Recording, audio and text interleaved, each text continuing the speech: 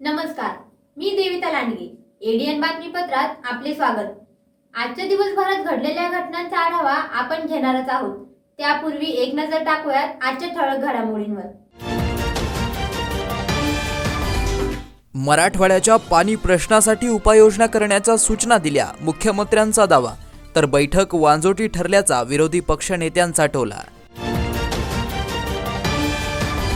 घाटी रुग्णालयात रुग्णवाहिका चालकांकडून रुग्णाच्या नातेवाईकांची आर्थिक लूट, अधिष्ठातांची धाक उरला नाही. चक्क 50 मीटर इतके जाण्यासाठी रुग्णांच्या नातेवाईकाला मोजावे लागतात 400 ते 500 रुपये. आता सविस्तर बातम्या. मराठवाड्याच्या पाणी प्रश्नासाठी बैठक आयोजित करण्यात आली असल्याची माहिती मुख्यमंत्री एकनाथ शिंदे यांनी ते शहरात आले असता दिली. तर ही बैठक वांजोटी ठरल्याचा दावा विरोधी पक्षनेते अंबादास दानवे यांनी केला. मराठवाडा विभागाची पाणी टंचाई, चारा टंचाई, पिण्याचं पाणी आणि जनावरांचं पाणी आणि चाऱ्याचा प्रश्न या संदर्भामध्ये बैठक आयोजित केली होती. त्याचबरोबर अवकाळी पावसामुळे झालेलं नुकसान असेल किंबहुना आता जे पावसाळ्यापूर्वी प्री मान्सून वर्क जे आहे त्याचं नियोजन, या सर्वच बाबतीमध्ये चर्चा झालेली आहे. आणि यामध्ये जवळपास मराठवाड्यात 1837 टँकर सुरू आहेत आणि 1249 गावं, 512 वाड्यांवर हे टँकर सुरू आहेत. आणि हे टँकर आणखी जर आवश्यकता भासली तर खालच्या अगदी ग्रामसेवकापर्यंत, तलाट्यापर्यंत सूचना दिलेल्या आहेत की तात्काळ रिक्वायरमेंट तुमची पाठवा. 3 दिवसामध्ये तुम्हाला टँकर आणि चाऱ्याची व्यवस्था केली जाईल. म्हणजे त्यामध्ये एक जाहिरात देखील काढलेली आहे की त्यामध्ये नंबर दिलेले आहेत प्रत्येक जिल्हाधिकाऱ्यांनी की आवश्यकता जर टँकरची वाढली, चाऱ्याचा प्रश्न असेल, टंचाई असेल तर तात्काळ त्या ग्रामस्थांनी त्या नंबरवर संपर्क करणे, त्यांना 3 दिवसाच्या आतमध्ये त्याची पूर्तता केली जाईल. अशा प्रकारची तजवीज व्यवस्था या ठिकाणी केलेली आहे. ही वांजोटी बैठक होती. कोणते निर्णय या बैठकीतून झाले नाही. फक्त काय काय झालेले वेगवेगळ्या कलेक्टरांकडून आढावा घेतला पाहिजे. स्ट्रक्चरल ज्याला म्हणता येईल असं कोणताही निर्णय झालेला नाही. उलट सत्ताधारी पक्षाच्या मंत्र्यांनी काही मुद्दे उपस्थित केले होते. टँकरच्या विषयी, टँकरच्या प्रोसेसविषयी त्याचं सुद्धा समाधान झालं नाही. एक विरोधी पक्षनेता म्हणून मी अनेक गावात जलजीवन योजनेच्या योजना पाणीपुरवठ्याच्या पूर्ण होत असताना वीज बिला अभावी या योजना सुरू होऊ शकलेल्या नाही. कारण जुनी थकबाकी भरल्याशिवाय नवीन योजनेला कनेक्शन मिळत नाही, अशा प्रकारची स्थिती असल्यामुळे मी ती एक मागणी केलेली. त्यांनी आदेश दिले, परंतु अशा आदेशावर काही होत नाही. त्याला सरकारचा आदेश काढावा लागेल. कारण थकबाकी भरल्याशिवाय नवीन कनेक्शन देता येत नाही, अशा प्रकारचा नियम आहे. थातूरमातूर उत्तराने काही प्रश्न सुटत नसतात. भूजल पातळीचा मुद्दा आहे, वेगवेगळ्या जलसाठे किती आहे हे मुद्दे कोणालाही काही सांगता आलेलं नाही. बी बियाण्याचा मुद्दा उपस्थित केलेला आहे. मला असं वाटतं ही बैठक फक्त एक टाइमपास स्वरूपाची होती असं माझं स्पष्ट मत. मुंबई येथील डोंबिवली येथे आगीची दुर्घटना अमोल राज कंपनीमध्ये झाली असून या दुर्घटनेबाबत मुख्यमंत्री एकनाथ शिंदे यांनी विमानतळावर आगमन झाल्यावर माहिती दिली. तर विरोधी पक्षनेते अंबादास दानवे यांनी या घटनेबाबत सरकारवर ताशेरे ओढलेत. डोंबिवलीमध्ये MIDC मध्ये अमोल राज म्हणून एक कंपनी आहे, त्याच्यामध्ये बॉयलरचा ब्लास्ट झालेला आहे. जिल्हाधिकाऱ्यांशी माझं बोलणं झालं आहे आणि तिथे सर्व रेस्क्यू टीम पोचलेली आहे. जिल्हाधिकारी तिथे पोचले आहेत, खासदार तिकडे पोचले आहेत. त्यामुळे तिथं आता सगळं कंट्रोलमध्ये आहे. कॅज्युअलिटी बहुतेक नाही आहे सुदैवाने. त्यामुळे बाकी सगळी रेस्क्यू टीम आपली पोचलेली आहे तिकडे. वारंवार या महाराष्ट्रात असे अपघात होत आहेत. सातत्यानं सभागृहात आम्ही या संदर्भात आवाज उठवलेला आहे. बॉयलरचं धोरण, रिॲक्टरचं धोरण, सरकारचं कामगार व औद्योगिक सुरक्षा डिश नावाचं खातं हे अतिशय अकार्यक्षम खातं आहे. नुसतं कागदावरचं खातं आहे. मोठ्या मोठ्या कंपन्या तर यांच्या अधिकाऱ्यांना सुद्धा गेटच्या आतमध्ये येऊ देत नाही, अशा प्रकारची स्थिती त्या खात्याची आहे. आणि म्हणून या औद्योगिक सुरक्षेकडे सरकारचं कमालीचं दुर्लक्ष या महाराष्ट्रात आहे. कित्येक कामगाराचे हकनाक याच्यामध्ये बळी जातात. वर्षभरातच बघितलं, कोकणात झालं, बोईसरला झालं, आता हा डोंबिवलीचा अपघात आहे, संभाजीनगरात सुद्धा मागच्या काळात झाला, नागपूरला अपघात झाला. आणि हे सगळे अपघात जर बघितले तर सरकारचं दुर्लक्ष याला कारणीभूत आहे. मुख्यमंत्री यांच्या अचानक ठरलेल्या दौऱ्याबाबत सकाळीच माहिती मिळाल्याने मराठवाड्यातील प्रश्नांवर चर्चा करण्यासाठी मुंबईहून बाय रोड आल्याची माहिती दानवे यांनी दिली. तुम्ही एक ट्विट केलेलं आहे कंपनी संदर्भातलं, ते हो. नेमकी कुठली कंपनी आहे आणि त्या ट्विट बद्दल काय सांगा? एकतर ती सरकारी भारत सरकारची हेल कंपनी आहे. क्रॅकिंग युनिट त्यांना या महाराष्ट्रात करायचं होतं आणि माझ्या माहितीप्रमाणे त्यांनी राज्याच्या उद्योग विभागाला सगळी विचारणा केलेली होती जागेच्या संदर्भात, संभाजीनगर आणि दाभोळ या ठिकाणी.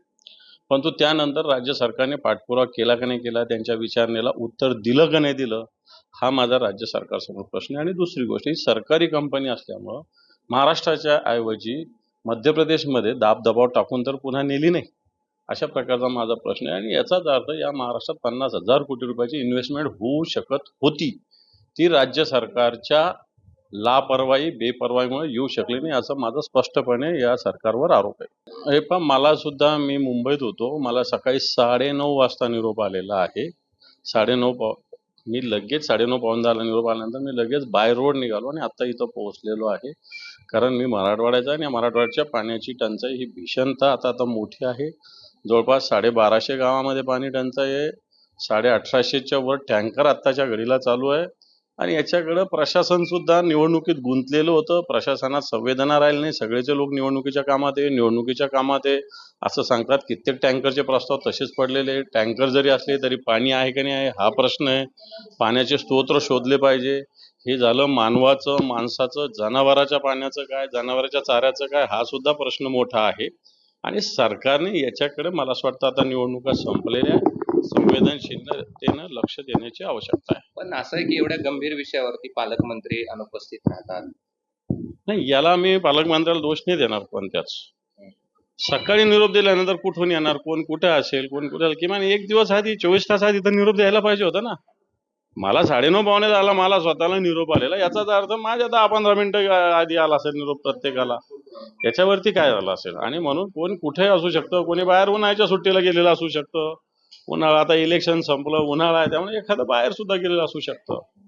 त्यामुळे मी पालकमंत्र्याला दोष नाही, मी प्रशासनाला आणि मुख्यमंत्र्यांना याचा दोष देईल. आले म्हणा म्हणून त्यांच्या मनात आलं, चला आज काय काम नाही, चला मराठवाड्याची आज बैठक लावू, असंच दिसतंय.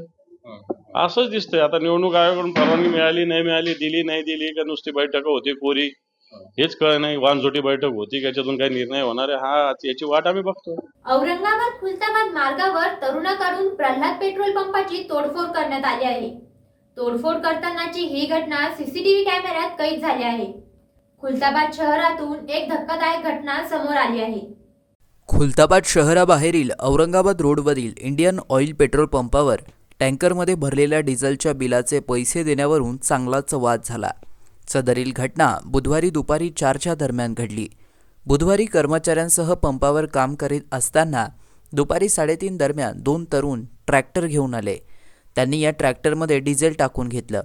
यानंतर कामावर असलेले वाघ यांनी पैशांची विचारणा केली असता त्यांनी ऋषिकेश बोडखे यांच्याशी बोलणं करून दिलं. त्यावेळी बोडखे यांनी पेटीएमचे स्कॅनर पाठवण्यास सांगितले. मात्र या दरम्यान स्कॅनरचा टाईम झाल्याने त्यांना प्रत्यक्ष येथून पैसे देण्यास सांगितले. मात्र ते एका कारमध्ये अन्य साथीदारांना घेऊन आले आणि गोंधळ सुरू केला. तेथील इंडियन ऑइलच्या मालकीचे पेटीएम मशीन आपटून फोडून टाकलं. यात 8 लाखाचे नुकसान झाले. त्यानंतर कर्मचाऱ्यांना मारहाण सुरू केली. सदरील घटनेची माहिती मिळताच खुलताबाद पोलीस स्टेशनचे पोलीस निरीक्षक धनंजय फराटे यांनी पोलीस फौज फाटासह घटनास्थळी दाखल झाले. यानंतर ऋषिकेश बोडखे यास पोलिसांनी स्टेशनला नेण्याचा प्रयत्न केला. मात्र त्याने तेथील पेट्रोल नळीचे नोझल काढून पेट्रोल अंगावर ओतून घेण्याचा प्रयत्न केला. यावेळी पुरवठा बंद असल्याने अनर्थ टळला. या प्रकरणी वाघ यांनी दिलेल्या फिर्यादीवरून ऋषिकेश बोडखे, आकाश बोडखे, विशाल तुपे, संदीप तंबारे, वाल्मिक वरकड, गणेश गायकवाड, अभ्या उर्फ अभिजित तुपे, सिद्धार्थ घुसळे यांच्याविरुद्ध गुन्हा दाखल करण्यात आला असून या घटनेचा तपास पोलीस निरीक्षक धनंजय फराटे यांच्या मार्गदर्शनाखाली पुढील तपास पोलीस सहाय्यक पोलीस निरीक्षक सुरेश माळी हे करीत आहेत. एडीएनसाठी तालुका प्रतिनिधी हुसेन पटेल, खुलताबाद. अजूनही काही घटनांचा आढावा आपल्याला घ्यायचा आहे, मात्र वेळ झाली एका छोट्याशा ब्रेकची. कुठेही जाऊ नका, पाहत रहा एडीएन.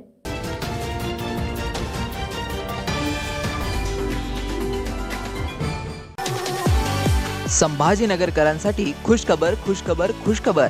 आता केशर, हापूस, लंगडा, गुलाबखस, इमरती, सफेद मालोदा, काला मालोदा, शक्करगोटी, अल्फान, खुदूस, मलगोबा, चीनी मलगोबा, राजापुरी, सिंधू, मुर्शेदाबादी, बदाम, खोबरा, तमचा, बत्ताशा, पायरी, हुर, दूध पेडा, दिलपसंद, निरंजन, तोतापरी, गावरान केशर, माया, केंड, टॉमी, लिली, ऑमलेट, अगरबत्ती, गावरान, दशहरी.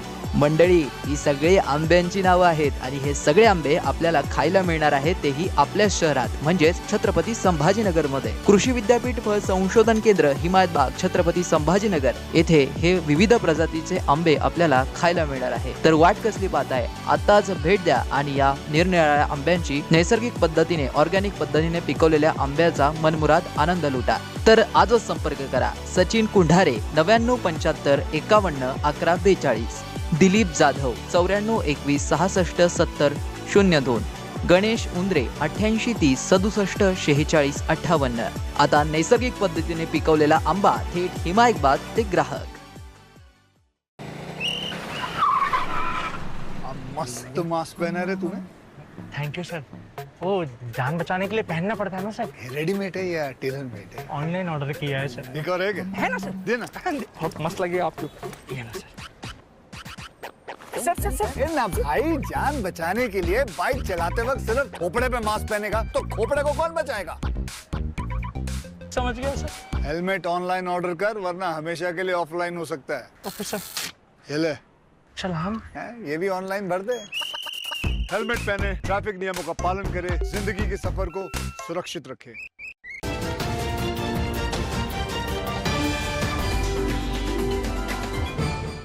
ब्रेक नंतर आपले पुन्हा एकदा स्वागत. घाटी रुग्णालय परिसरात शासकीय रुग्णवाहिका असल्या तरी त्यावर ड्रायव्हर उपलब्ध नसल्याने रुग्णांना घाटी रुग्णालयाअंतर्गत ने-आण करण्यासाठी खाजगी रुग्णवाहिका चालकांकडून रुग्णांच्या नातेवाईकांची आर्थिक लूट होत असल्याचे उघडकीस आले. अधिष्ठातांचे देखील याकडे लक्ष नसल्याचे दिसत आहे. मराठवाड्याची जीवनवाहिनी म्हणून ओळखल्या जाणारी शासकीय वैद्यकीय महाविद्यालय व रुग्णालय म्हणजेच घाटी रुग्णालय, याच घाटी रुग्णालयात दररोज 1800 ते 2000 रुग्ण उपचार घेण्यासाठी दाखल होतात. गोरगरिबांची घाटी अशी या रुग्णालयाची ओळख आहे. मात्र याच घाटी रुग्णालयाच्या अंतर्गत परिसरामध्ये रुग्णाला एका वॉर्डमधून दुसऱ्या वॉर्डात नेण्यासाठी तब्बल खाजगी रुग्णवाहिकांसाठी मोजावे लागतात 400 ते 500 रुपये. तर दुसरीकडे एखाद्या रुग्णाचा उपचारादरम्यान मृत्यू झाला तर त्याचे शव नेण्यासाठी तब्बल 1000 रुपये मोजावे लागतात. चक्क 50 मीटर इतके जाण्यासाठी रुग्णाच्या नातेवाईकाला मोजावे लागतात 400 ते 500 रुपये. अशी परिस्थिती दिसून येत आहे. नव्याने रुजू झालेले अधिष्ठाता आल्यानंतर या रुग्णवाहिका चालकांची मनमानी अधिकच वाढली आहे. एक तर अधिष्ठातांमार्फत रुग्णवाहिका ड्रायव्हरला नेमले जात नाही, त्यामुळे घाटीच्या रुग्णवाहिका धुळखात पडून असल्याची माहिती समोर आली आहे. याचा त्रास रुग्ण आणि त्याच्या नातेवाईकांना सहन करावा लागत असल्याचे चित्र पाहावयास मिळत आहे. रुग्णांना घाटी रुग्णालयाअंतर्गत ने-आण करण्यासाठी खाजगी रुग्णवाहिका चालकांकडून रुग्णाच्या नातेवाईकांची आर्थिक लूट होत असल्याचे उघडकीस आले. याबाबत रुग्णाच्या नातेवाईकांनी एडीएनसोबत बोलताना आपल्या व्यथा व्यक्त केल्या आहे. गव्हर्नमेंटच्या ॲम्ब्युलन्स इथं किती 1 2 3 4 5 उभे आहेत बरं का. या 5 रुग्णवाहिकासाठी आजच्या स्थितीला एकच ड्रायव्हर आणि घाटीमध्ये येणाऱ्यांची रुग्ण संख्या खूप जास्त प्रमाणात असल्यामुळं तो एक ड्रायव्हर एक गाडी घेऊन पळत राहतो. तर ती गाडी एकदा जर 500 मीटर याच्यावर मेडिसिन बिल्डिंगला जर गेली तर त्याला वापस येण्यासाठी अर्धा 1 तास लागतो. तर तेवढ्या काळात जर दुसरा एखादा पेशंट आला तर त्याला तिकडं मेडिसिन बिल्डिंगला किंवा सिटी स्कॅनला न्यायचे राहिले तर ही गव्हर्नमेंटचे ॲम्ब्युलन्स जे आहे ती उपलब्ध राहत नाही. तर त्या कारणाने इथं जे प्रायव्हेट ॲम्ब्युलन्सचे लोक उभे राहतात तर ते त्यांना कनेक्टिंग होतात आणि त्यांच्या नातेवाईकांना, आणि नातेवाईकांना कनेक्टिंग झाल्यानंतर त्यांना ते पैशाची डिमांड करतात. तर 500 मीटर अंतर जाण्यासाठी जर 1000 आणि 500 रुपये जर गरीब नातेवाईकांकडून मागितले त्यांनी उपचार कसे घ्यावे आणि जर ते परिस्थितीमध्ये ॲक्सिडेंट पेशंटमध्ये आलेले तर जो पैसे नसतात तर पैसे द्यावे कुठून हा प्रश्न असतो. तर यामार्फत तुमच्यामार्फत मार्फत आम्हाला हेच सांगणं आहे प्रशासनाला की लवकरात लवकर इथं ड्रायव्हरची भरती करावी आणि ह्या ज्या गाड्या उभ्या आहेत त्याचा उपयोग घ्यावा. आणि जी गरिबांकडून लूट होतीये 500 रुपये 1000 रुपये ॲम्ब्युलन्समध्ये, जर साधं बॉडीला पण घेऊन जायचं आहे किंवा एखाद्या पेशंटला पण घेऊन जायचं 500 आणि 1000 रुपये लागतायच.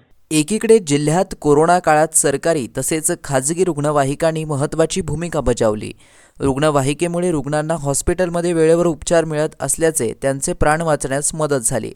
असे असताना आता त्याच रुग्णवाहिका चालकांनी रुग्णांच्या नातेवाईकांना लुटण्याच्या घाटी रुग्णालयात धंदा सुरू केला असून त्याचे धागेदोरे कोणापर्यंत पोहोचत आहेत याबाबतची उलटसुलट चर्चा परिसरात ऐकावयास मिळत आहे. अधिष्ठातांनी याकडे लक्ष देण्याची मागणी सर्वत्रांकडून केली जात आहे. ह्या रुग्णवाहिका ज्या पेशंटला घेऊन जिवंत पेशंटला घेऊन जाण्यासाठी आहेत त्याच्यामध्ये शव घेऊन जाता येत नाही. तर त्या कारणास्तव गव्हर्नमेंटच्या ॲम्ब्युलन्समध्ये मेडिसिन बिल्डिंगमध्ये एखादा पेशंट एक्सपायर झाला तर त्याला मर्च्युरीमध्ये पोस्टमॉर्टमसाठी न्यायचं आहे. तर ते नेण्यासाठी गव्हर्नमेंटच्या गाडीमध्ये त्याला अलाउड नाही आहे आणि गव्हर्नमेंट तसं घेत पण नाही. तर गव्हर्नमेंटने ती सुविधा उपलब्ध करावी की बाबा शववाहिन्यासाठी शववाहिका गरिबांसाठी उपलब्ध करून द्यावी. तर ते पेशंट मेल्यानंतर सुद्धा त्यांना पैसे मोजून मर्च्युरीमध्ये न्यावं लागतं. त्याला किती द्यावं लागतं? तर त्याला पण 500-1000 रुपयेच घेतो तो. 500 मीटर ह्या एवढ्या रेंजमध्ये जर कुठं पण जायचं आहे त्याला तर 1000 रुपये ते 500 रुपये द्यावं लागतं. वेळेनुसार सकाळची वेळ असली तर पैसे दाबून 500 रुपये घेतले जातात आणि रात्रीच्या वेळेस 1000 रुपये 2000 रुपये असे मागणी केली जाते. वैशाख पौर्णिमा बुद्ध जयंतीनिमित्त शहरात विविध कार्यक्रमांचे आयोजन करण्यात आले होते. शहर आणि जिल्ह्यात बुद्ध जयंती मोठ्या उत्साहात धम्ममय वातावरणात साजरी करण्यात आली. वैशाख बौद्ध पौर्णिमा जयंतीनिमित्त द्वारकापुरी येथे विविध कार्यक्रमाचं आयोजन करण्यात आलं होतं. परिसरातील श्रावस्ती बुद्धविहार द्वारकापुरी येथे गुरुवारी दिवसभर विविध धम्म कार्यक्रमांचं आयोजन करण्यात आलं. डॉक्टर बाबासाहेब आंबेडकर जयंती उत्सव समिती द्वारकापुरी यांच्या वतीने बुद्ध जयंतीनिमित्त सकाळी धम्म ध्वजारोहणाचं आयोजन करण्यात आलं होतं. त्यानंतर तथागत भगवान गौतम बुद्धांच्या मूर्तीची मिरवणूक काढण्यात आली. सदर धम्म रॅली परिसरात विविध ठिकाणी मिरवून तिचा समारोह द्वारकापुरी येथे करण्यात आला.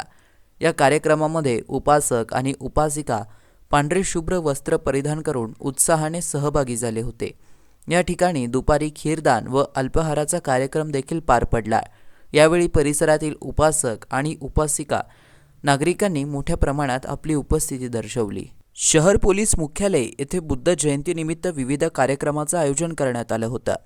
यावेळी अध्यक्षस्थानी शहर पोलीस दलाचे आयुक्त मनोज लोहिया हे होते, तर माजी पोलीस आयुक्त प्रकाश वाघमारे, पोलीस उपायुक्त शीलवंत नांदेडकर, पोलीस उपायुक्त परिमंडळ 1 नितीन बगाटे, पोलीस उपायुक्त परिमंडळ 2 नवनीत कावत, पोलीस उपायुक्त गुन्हे विभाग प्रशांत स्वामी, सहाय्यक पोलीस आयुक्त सुभाष भुजंगे, सहाय्यक पोलीस आयुक्त अशोक थोरात आदींची यावेळी प्रमुख उपस्थिती होती. या कार्यक्रमामध्ये भदंत विशुद्धानंद बोधी महाथेरो यांनी उपस्थितांना धम्मदेशना दिली. कार्यक्रमाचं आयोजन माजी पोलीस अधिकारी दौलत मोरे, प्रशांत शुगरवार, सुनील पानपाटील आदींच्या वतीने करण्यात आलं होतं. सिद्धार्थनगर येथील सातवाहन बुद्धविहार व्यवस्थापन समितीकडून सालाबादप्रमाणे यावर्षीही विश्ववंदनीय तथागत गौतम बुद्ध यांचा जन्म, ज्ञानप्राप्ती, महापरिनिर्वाण अशा पवित्रतायुक्त असलेल्या मंगलमय दिनाच्या निमित्ताने तसेच 2568वी वैशाखी पौर्णिमा म्हणजेच तथागत बुद्ध जयंती मोठ्या उत्साहात साजरी करण्यात आली. यावेळी महाधम्म रॅलीचं आयोजन करण्यात आलं होतं. रॅलीची सुरुवात भंते रत्नदीप महाथेरो यांच्यासह परिसरातील ज्येष्ठ नागरिकांच्या हस्ते करण्यात आली, ज्यात मोठ्या संख्येने श्रद्धावान उपासिकांनी आपला सहभाग नोंदवला. त्यासाठी सातवाहन बुद्धविहार समिती अध्यक्ष आयुष्यमान शशिकांत खंडाळे यांनी सर्वांचा आभार मानलं. धम्मरत्न मित्र मंडळांच्या वतीने गुरुवारी पहाटे 5 वाजेला बुद्ध पहाट या कार्यक्रमाचं आयोजन करण्यात आलं होतं. टीव्ही सेंटर येथील राजमुद्रा चौकात कार्यक्रम आयोजित करण्यात आला होता. कार्यक्रमाची सुरुवात बुद्धवंदनेने झाली. त्यानंतर प्रसिद्ध गायक कुणाल वराळे निर्मित युगपुरुष हा कार्यक्रम संपन्न झाला. सदर कार्यक्रमास उपासक व उपासिकांनी मोठ्या प्रमाणात उपस्थिती दाखवून कार्यक्रमाची शोभा वाढवली. धम्मरत्न मित्रमंडळाच्या वतीने सदर कार्यक्रमाचं आयोजन करण्यात आलं होतं.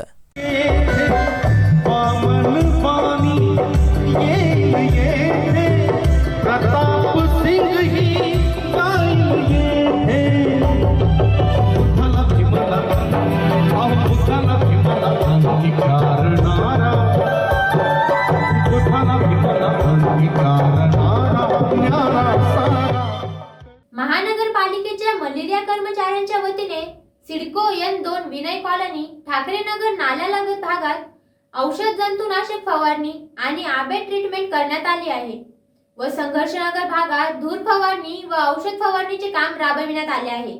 महानगरपालिकेच्या आरोग्य विभागातील मलेरिया कर्मचाऱ्यांच्या वतीने झोन क्रमांक 6 मधील सिडको N2 विनय कॉलनी ठाकरेनगर नालालगत आदी भागात औषध जंतुनाशक फवारणी आणि आबेट टिंतमेक सुरू करण्यात आली आहे व संघर्षनगर भागात धूर फवारणी व औषध फवारणीचं काम राबवण्यात आलं. लवकरच मान्सूनचं आगमन होणार असून सध्या कडक उन्हाचा पारा चढला आहे. अवकाळी पाऊस होत असल्याने मच्छर, डास, अन्य कीटकांची उत्पत्ती झाल्याने साथ रोग, डेंग्यू, मलेरिया आणि इतर आजारांचा प्रादुर्भाव होण्याची शक्यता असते.